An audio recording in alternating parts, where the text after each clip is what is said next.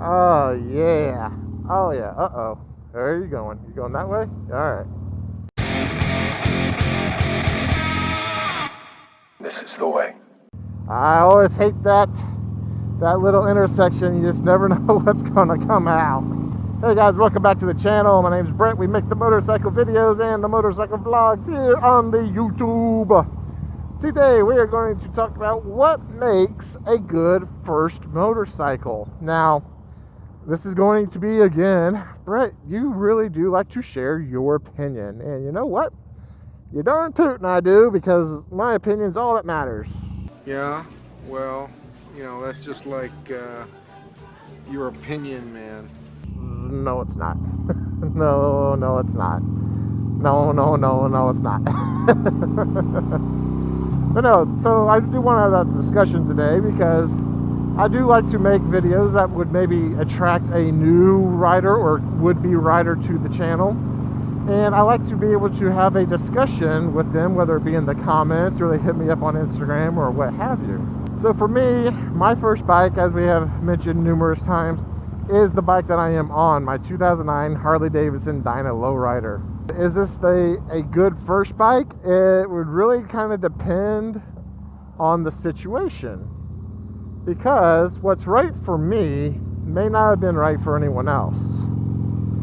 So what I'm going to do is, from my experience that I have, tell you how I would maybe do it differently, or things that I would look to change if I could. Man, after you give it a rev like that, it's like I want to change anything.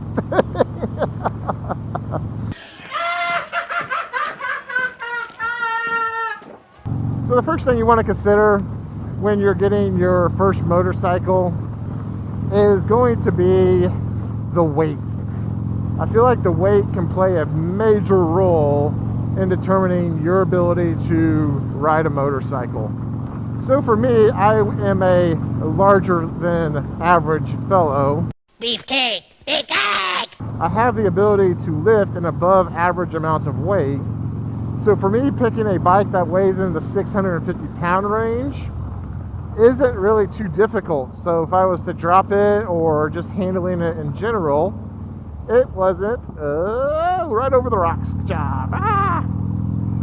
So for me, it wasn't overly heavy. But if you were to put my wife on this bike for her first bike, she might struggle. Now, she might not. She might have done just fine because she's just giftedly better than I am at riding.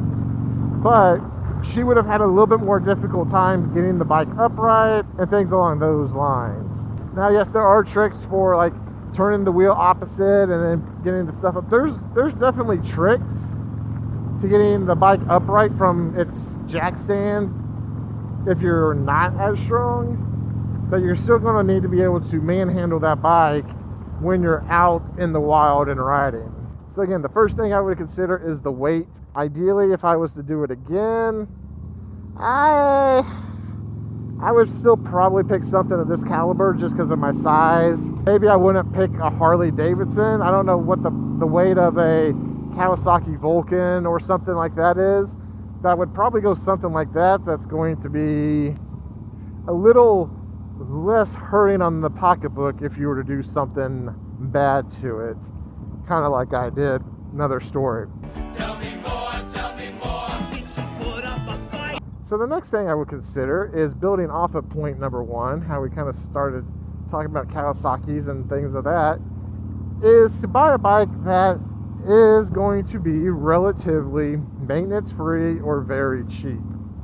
I'm not going to be one of those homers to say you need to go out and buy a Honda Rebel. If you want to buy a Honda Rebel 250 for your first bike, they are cheap, they will run forever. If that's what you want, go for it.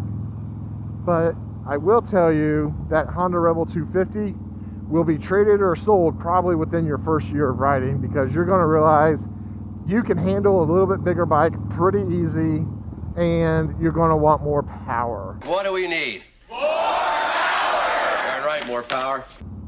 It's always about more power, but it's really not. There's plenty of bikes that are 50 horsepower that are a hoot and a holler to ride. So I would probably look personally, if I was to do it again, at, you know, the Kawasaki, Vulcan, there's Yamaha V-Star, something of that nature that might be kind of like the Harley Davidson dyno that I'm on, but again, it's not going to cost an arm and a leg to maintain it. When I say an arm and a leg to maintain it, I had a slight oil leak coming out of my front rocker that cost me about $400 today. Good Lord, that's a lot of money. Now, is it something I could have done and fixed myself? Sure, but I don't have the time for it. And so if you don't have the time to do that maintenance, you're going to have to pay someone to do it for you. So bikes, I feel like with Kawasaki and Yamaha and other makes of that matter, the kind of metric-y type bikes, they're going to really be kind of like your old Honda Civic. Oh yeah, you can get like Honda cruisers too, Shadows for example. The look of the Honda Super 90. You meet the nicest people on a Honda. They're going to run forever and ever as long as you do the basic maintenance for them. And what's cool about the Hondas and others is they have different progressions on their engine levels. So you could get like a Honda 650, 750, and then you can get that all the way up to a 1300, all the way up, you know, once you're really good, to an 1800 VTX, for example. So I just think personally for myself, I would want to get something that's going to be cheaper to work on and cheaper to maintain. So that's point number 2 is woo-hoo-hoo. So that's point number 2 for buying a first motorcycle, is getting something that is going to be cheap to maintain and ride for that first year. So the next thing that you'll want to consider for your first motorcycle is get a motorcycle that is going to be comfortable from the get-go. I have changed so many things on this dyna to get it to the point to where it is comfortable for me. You don't necessarily want to have to do that when you're starting to learn to ride. You just want to go out there and ride and start to figure things out. If you don't want to spend the whole time you have your license the first year changing the handlebars or changing the foot controls or the seat and everything, find something that just works for you. Again, this is going to be most likely a cheaper bike. You don't necessarily even want to put a ton of money into doing those things. Just get a bike that works for you and can maybe last you a couple years. Now, you might fall in love with that bike, so you might fall in love with that Vulcan 650 and want to build it up, which go for it. And it's a very comfortable bike from the factory. But you need to get a bike that is going to be good for you without having to change anything. Because also, in addition to, you know, buying the bike, which is a expense, your insurance is going to go up. You're going to have to put gas in it, and there's a lot of different things that go in to the value of motorcycle ridership. Did I just make that up? Motorcycle ridership. Okay. And the last thing you want to get as you're looking for your first motorcycle is to find a bike, if possible, that does have a good history or a service history. It could be tougher if you start looking into like the early 2000s, late 90s for a motorcycle, just because those records at this point are going to be 20 to 25 years old. But as long as you can find something that has been properly maintained over the last 10 years and they can provide proof of all of that, then I would have no fear as far as riding a bike of that nature. Oh, canine unit. Hi, puppies. Is there a puppy in there? Hello, puppy. Hello. And then the last thing, when considering your first motorcycle, find a motorcycle that matches your soul. Everything that I kind of said up to this point means I'm telling you to settle. And here's where I'm going to contradict everything that I have said up to this point. Go out there and find the bike you love. If you can't find a Honda Rebel 250, a Vulcan 650, a Honda 650, 750, Yamaha V-Star that makes you want to ride, then don't buy one of those. If that's the case, if Harley Davidson, for example, is your true passion and what you want to be on, go get the Harley Davidson. Because that's the most important thing of the first bike, is that you love the passion of riding.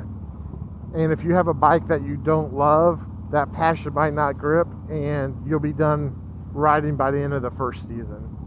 So those are my little things that I feel make up a good first motorcycle. You thought I was going to get all technical on stuff. You know, I started with the weight and, you know, but no, it's more just kind of theoretical things that you should kind of keep in mind for your first motorcycle.